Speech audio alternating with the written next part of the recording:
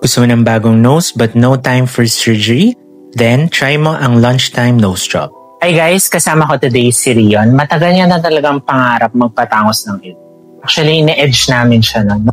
Matagal na namin siyang iniipit, pero this is the time. No? Talagang deserve na niya magpa-nose thread. Gusto niyang tumangos yung bridge, correct? And gusto niyang konting tip.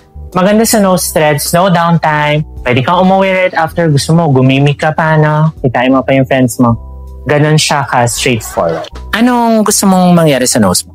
Gusto kong tumaas, Dok, magka-bridge kasi wala akong bridge eh. Ano pa? Para baby number 2. Para nakabuo. Kaya natin to. Anong kinakatakot mo? Di ba nag-assist ka parati sa procedure na to? Nasasaktan ba yung patients? Doon lang sa anesthesia. Sa anesthesia lang. Pero after nun, wala na silang Ready na si Rion? Let's go. Start na tayo with our marking. Siyempre, gusto natin pantay. Okay.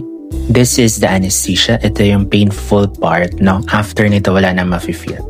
Now, we are inserting the first thread for the bridge, no? Para tumangos yung bridge, mas maging contoured, no? Parang naka-makeup parate. For Rion, we inserted 3. Yun ang bagay sa kanya. Next is the new Misco for the tip. This is a very brand new device from Korea. Kakaiba siya, no? Swak na swak siya para sa mga taong gustong magpatangos ng tip. 2 threads ang nilagay namin sa tip ni Rion. Ito yung before ni Rion. Maganda naman yung nose niya. Kailangan lang i-enhance. Siya yung perfect candidate, no? Look at the after. Tumangos yung bridge, no? Mas naging contoured siya. Lumiit din yung nose ni Rion kasi nahila ng thread.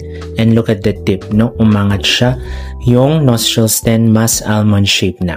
This is of course not a rhinoplasty, so subtle but significant results.